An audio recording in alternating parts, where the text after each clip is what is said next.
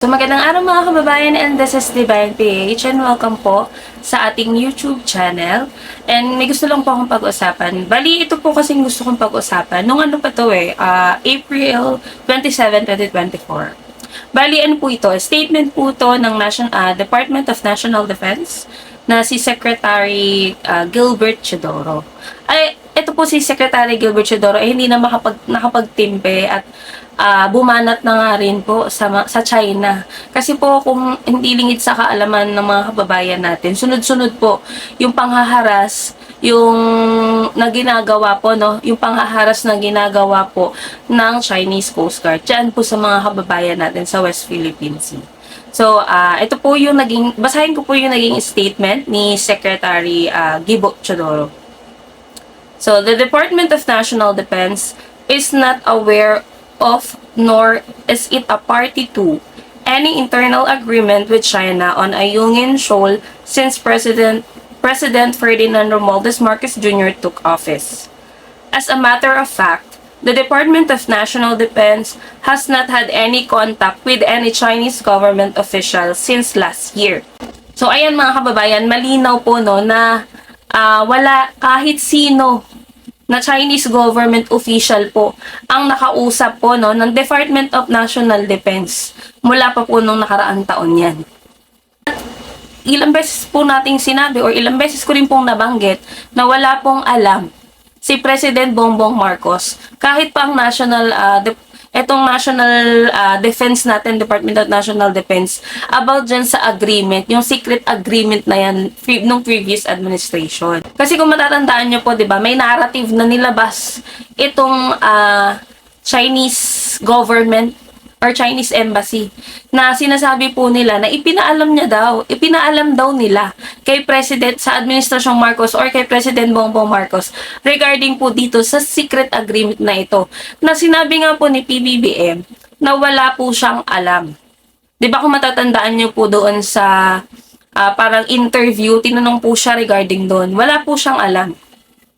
Kasi nga wala nga silang nakakausap. Mula nung umupo siya bilang presidente, wala pa silang nakakapanayam tungkol nga po dyan sa secret agreement na yan. Kasi po, every time na magpapadala ng sulat yung tinatawag na diplomatic protest, yung mga papel po na ipinapadala po sa kanila, panigurado, binabaliwala nila. 'Di ba? Yung Marcos administration, nagre-reach out po sa China. Pero sila, nakailang na po ba? Padala ng yung diplomatic protest, yung mga papel po, yung mga letter. Nakailan na? Nasa 100 plus na kung parang if I remember, nasa 100 plus na po. Yung mga diplomatic protest na yan. Yung mga papel na pinapadala po sa kanila. Gobyerno po natin ang nagre-reach out. Biruin mo sarili nating teritoryo, tayo yung kinakawawa. Tayo na nga yung nagre-reach out, sila binabaliwala nila, ganun sila kabastos. Parang yung mga supporter yung mga pro-China, ganyan din sila kabastos. Minsan nga napapaisip ako kung yung mga pro-China na yan ba, funded yan ng China. Kasi mapapaisip ka eh. Alam mo yung nakikita naman nila, biruin mo sila na nga yung mga pro-China na nga, like si Harry Roque, sino pa, si Panelo, sila po mali-mali yung script na nilalabas nila. Kumbaga ito si Mr. Harry Roque, umamin, 'di ba, na may secret deal nga, may secret agreement. Tapos babarahin siya ng kapwa niya DDS din na wala daw, kung sino man daw yung nagsabi na may secret agreement, wag daw paniwalaan. O 'di ba sila mismo hindi nagkakasundo sa mga narrative nila, sa mga script nila. Kaya minsan napapaisip ako itong mga taong to ba na sinisiraan ang Marcos administration, itong mga pro-China na to, funded ba sila ng China? Ginagawa ba nila to kasi ang kapalit nito pera? Mapapaisip ka Kasi nakikita naman nila, mismong mga kababayan na natin na nakaranas ng pang-aabuso dyan sa West Philippine Sea. Yung panghaharas ng ginagawa ng Chinese Coast Guard sa mga kababayan natin sa West Philippine Sea. Sila na mismo yung nagsasabi kung ano talaga yung totoong nararanasan nila. Pero itong mga kababayan natin na mga pro-China, pinagtatawanan pa yung mga kababayan natin dyan na naaapi. Pinagtatawanan pa yung gobyernong naninindigan para sa karapatan at pag-aari ng mga Pilipino. Tuloy ko po. The narrative that a name of or unidentified Chinese officials are propagating is another crude attempt to advance a falsehood.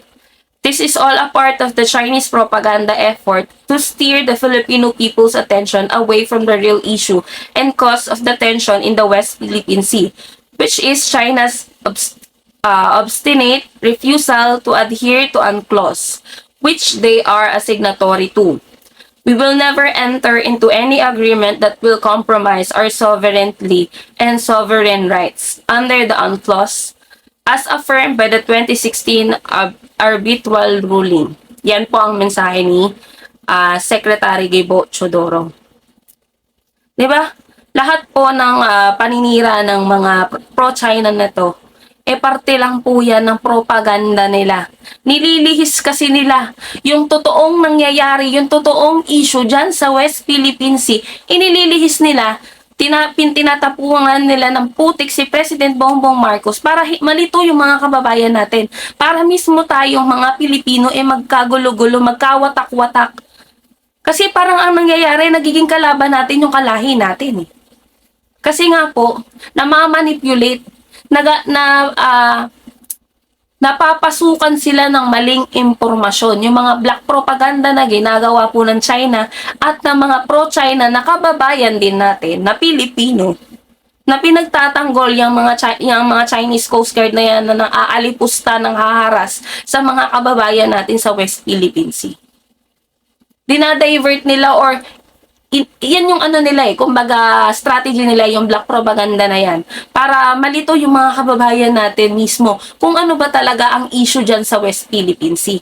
Kasi biruin mo wala namang nag-iisip na gera ang papasukin. Pag pinagtanggol mo lang or nanindigan ka dun sa ari-arian mo or dun sa pagmamay-ari ng Pilipinas.